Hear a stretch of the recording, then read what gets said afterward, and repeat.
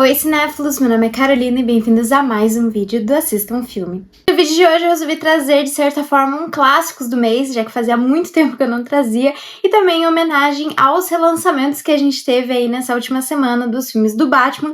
Hoje eu resolvi falar do filme Batman de 1989. Em Gotham City, o milionário Bruce Wayne, que quando jovem teve os pais assassinados por bandidos, resolve combater o crime como Batman, o Homem-Morcego. Mas chega o dia que o vilão Coringa decide dominar a cidade e se torna um grande desafio para o super-herói. O filme tem direção de Tim Burton e roteiro escrito por Sam Hamm e Warren Sharon, e também, de certa forma, tem os olhos do Bob Kane, que também ajudou um pouco ali no roteiro. Na primeira metade da década de 80, o Batman e o gênero de filmes de super-herói passava por um momento difícil em que estava decaindo ali a popularidade desses filmes. Quando a ideia original do filme surgiu, diversos produtores recusaram essa ideia de fazer um filme que fosse mais próximo às versões dos quadrinhos criados pelo Bob Kane e pelo Bill Finger, que são os criadores do personagem, né? Visando ali uma forma mais comercial ali do personagem, querendo que ele fosse mais parecido com o seriado Batman e Robin. Porém, depois do roteiro ser escrito e reescrito, ele finalmente chegou nas mãos do Tim Burton, que manteve a visão original do projeto e conseguiu trazer um Batman bem diferente e ao mesmo tempo extremamente criativo e muito interessante. Para mim, um dos grandes destaques desse filme é a criatividade e a identidade dos personagens e da própria Gotham City, que aqui dentro do filme do Tim Burton é praticamente mais um personagem ali dentro da história. Se eu tivesse que descrever esse filme da maneira como eu enxergo ele, eu diria que ele é um filme que não tem medo de ser o que ele não tem medo de ser um filme de super-herói, e ele não tem medo de trazer as coisas mais legais do Batman e de realmente ser extremamente ousado, já que ao mesmo tempo que ele traz essa coisa do herói, traz um visual que lembra um pouco os quadrinhos, né, principalmente quando a gente pensa no Coringa, no visual dele, né, em principal. Ele, ao mesmo tempo, traz algumas das características que são extremamente marcantes ali dentro da direção do Tim Burton. Então é um filme que, quando você olha a filmografia do diretor, ele tá ali junto, né? Não parece estranho ele ao lado de outros filmes do diretor. E bom, a ideia do Tim Burton era dar a Gotham City esse olhar mais gótico, mais pessimista e mais desolado mesmo da própria cidade. E não é à toa que o filme acabou vencendo o Oscar de direção de arte, porque realmente o trabalho que eles fazem aqui é espetacular, assim. Tem todo um jogo de sombras ao longo da história que mostram ali essa cidade como um lugar extremamente opressivo, né? Como a gente geralmente vê as representações de Gotham. Mas ainda assim, o que é mais legal é justamente esse ar gótico que o Tim Burton traz, né, que é extremamente característico dele. E que, além de tudo, combina com perfeição com esse pessimismo de Gotham, né, uma cidade extremamente corrompida e corroída, tanto pela corrupção, quanto pelos crimes, quanto pelos criminosos, os bandidos, as pessoas ali dentro, né, como o próprio Coringa, que, enfim, vou voltar mais tarde pra falar nessa frase, né, mas como o próprio Coringa dentro desse filme. Mas, sem dúvidas, uma das minhas grandes paixões aqui dentro do filme é a trilha sonora do Danny Elfman, que, inclusive, trabalhou com o diretor em diversos outros projetos, né? E aqui eu acho que essa trilha sonora não só representa muito bem Gotham City e os seus personagens, né? Mas também é uma trilha que me traz diversos momentos de nostalgia, porque ela não só é a trilha sonora desse filme, como também é a trilha sonora do jogo do Lego Batman, que eu joguei muito no Nintendo DS. Então, toda vez que eu escuto a trilha sonora, eu sou carregada por memórias, assim. Eu acho que a trilha mistura tudo com perfeição, né? O tema do Batman, assim, ela traz uma seriedade muito maior, um senso de responsabilidade, aquela coisa mais sombria do personagem, a coragem que ele tem pra combater o crime. Já o tema do Coringa tem tons que lembram muito uma melodia de circo, tem momentos mais imprevisíveis, né, que representam o personagem, essa coisa mais maluca, essa coisa mais de loucura mesmo do próprio personagem, mas ainda assim, apesar de muito diferentes entre si e de representarem esses dois personagens completamente distintos, a trilha inteira combina muito, ela tem uma harmonia perfeita, assim, nenhuma música fica esquisita quando você analisa o todo. E também engrandece muito mais o filme em diversos momentos. E um dos grandes destaques aqui dentro do filme é justamente a performance do Jack Nicholson e o próprio personagem do Coringa que ele entrega aqui. E o que é muito interessante é que essa versão dele foi muito memorável, né? E até hoje é muito relembrada, mas é curioso que diversos outros atores também foram cotados para interpretar esse personagem, né? Tanto o Robin Williams quanto o Tim Curry, enfim, diversas outras pessoas foram pensadas aqui nesse papel que acabou caindo nas mãos do Jack Nicholson. E, inclusive, o próprio ator já falou que esse é um dos seus personagens preferidos que ele já interpretou durante a sua carreira. E, bom, eu imagino que deve ter sido extremamente divertido. Eu gosto bastante dessa versão do Jack Nicholson, em parte porque eu acho que ele traz um Coringa que é muito divertido, totalmente imprevisível, 100% maluco, uma loucura que às vezes pode ir para um lado cruel, né, do personagem, assim, e ele não se desculpa por quem ele é, sabe? Eu acho que ele pode ser caricato da melhor maneira possível, trazendo essa referência dos quadrinhos, né, pelo visual dele, as cores marcantes, o próprio rosto mesmo pintado, né?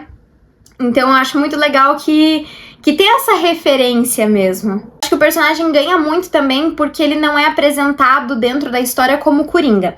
Sendo bem sincera, eu curto bastante o negócio do Coringa não ter exatamente uma personalidade própria antes dele se tornar o vilão, né? Tanto que em Joker a gente vê o Arthur Fletcher, né? Aqui a gente tem o Jack Knipe, e na série Gotham tem outro nome, enfim, e eu gosto muito dessas mudanças, né? E eu gosto de não ter um nome fixo, porque eu acho que traz muito mais essa loucura do personagem, essa imprevisibilidade, né?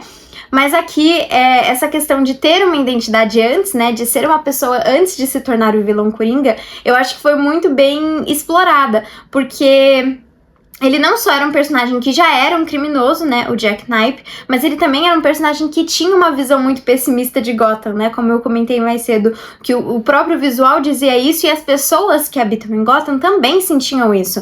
Eram pessoas que tinham senso desse pessimismo e que se aproveitavam dele, né? O personagem do Jack Knipe, ele fala que Gotham é uma cidade indecente, mas que os incomodados que se retirem, porque pra ele tá tudo certo e que pra ele esse caos, assim, era muito benéfico, né? Tanto que a partir do momento que ele se torna o Coringa, essa passa a ser a vida dele, né? De deixar a cidade mais caótica, né? E aqui é impossível a gente também não lembrar, não pensar na cena do Coringa destruindo ali as peças do museu. Uma das cenas mais icônicas do filme, realmente uma das cenas mais memoráveis mesmo, e acho que extremamente divertidas. E com esse pensamento do próprio Jack Knipe, quando ele se transforma em Coringa, ele mergulha ainda mais dentro desse pensamento, né? Partindo aí para tomando as rédeas, né, desse caos, assim, pra dentro de Gotham. E bom, e aqui o Batman, assim como em diversas outras adaptações, quer tentar salvar a cidade, né, diminuir esse caos, tomar controle ali das coisas. Eu gosto bastante dessa versão do Michael Keaton, admito que não é minha favorita, mas eu acho sim que o ator traz uma performance muito interessante e é até engraçado, porque quando ele foi anunciado como Batman, muitas pessoas acharam estranho, porque o Michael Keaton era uma pessoa que já estava bem consolidada na comédia, né, e sair de uma comédia pra interpretar um personagem extremamente sério, que, enfim, ri em nenhum momento do filme e que tem que ter esse lado sombrio dentro de si, né, é algo que a gente acaba ficando meio, será que ele vai dar conta? Mas eu acho que ele dá conta sim. Lógico, ele não é um personagem que é tão explorado quanto em outros filmes do Batman, mas eu acho que com o que ele tem, com o que a gente tem do roteiro, o Michael Keaton faz um trabalho muito bom, trazendo ali a seriedade e responsabilidade do Bruce Wayne como um milionário, e ao mesmo tempo trazendo esse lado mais sombrio do Batman, né? E é até engraçado, porque quando eles estavam na parte de produção, o Michael Keaton falou pro Tim Burton que ele sentia que seria muito fácil de descobrir, né, essa identidade secreta do Batman, e ele chegou até a sugerir que ele utilizasse lentes de contato como Bruce Wayne.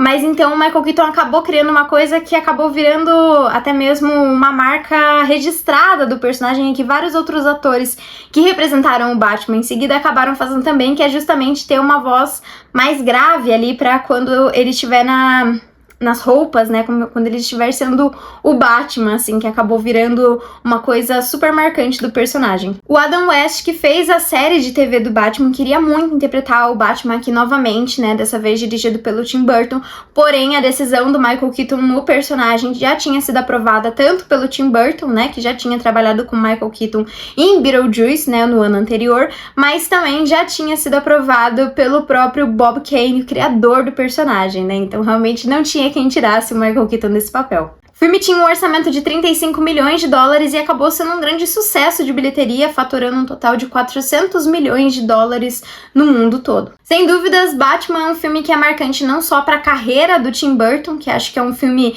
diferente do que ele tá fazendo, mas que consegue se manter na mesma estética, o que é uma coisa muito legal, mas também é um filme muito marcante pro personagem e também pro próprio cinema, justamente por trazer novamente essa estética de quadrinhos, trazer algo diferente. E eu acho que quando a gente pensa nos filmes do Batman, principalmente trazendo os mais recentes, assim, né, pensando na trilogia do Nolan, no The Batman, o Batman do Tim Burton é um filme completamente diferente, principalmente por essa questão estética, né? Então, acho que é isso. É um filme que é extremamente divertido, acho que ele tem ótimos momentos, principalmente de piadas, assim. É um filme que te conquista com muita facilidade e que consegue te puxar ali pra essa coisa do personagem, né? E a trilha sonora, pra mim, é o grande destaque, assim. A parte mais legal, assim, do filme, justamente pela nostalgia e também por trazer a gente pra aquela aventura ali do Batman. Honestamente, acho que o filme não é meu favorito do Batman. Eu acho que eu ainda me mantenho com Cavaleiro das Trevas, que eu inclusive já fiz crítica aqui no canal, vou deixar linkado aqui em algum lugar. Mas é um filme muito divertido e eu acho que é isso a melhor parte dele. Ele é um filme muito divertido. Você se diverte com as performances do Coringa, você se diverte com o próprio Batman, você se diverte com a estética, com a trilha sonora, enfim, tem momentos muito legais, então eu acho que ele é um filme que vale muito a pena e que é muito diferente de todo o resto. Então acho que ele é um grande destaque, sem dúvidas, um clássico. Bom, e pra mim esse filme tem uma nota de 8.6 e ele tá disponível na Max. Mas então foi isso, pessoal. Se você gostou do vídeo, não esquece de curtir, compartilhar e comentar o que você acha do Batman, do Tim Burton, e também deixar aqui nos comentários qual que é o seu filme favorito do Batman. Então foi isso e até o próximo vídeo.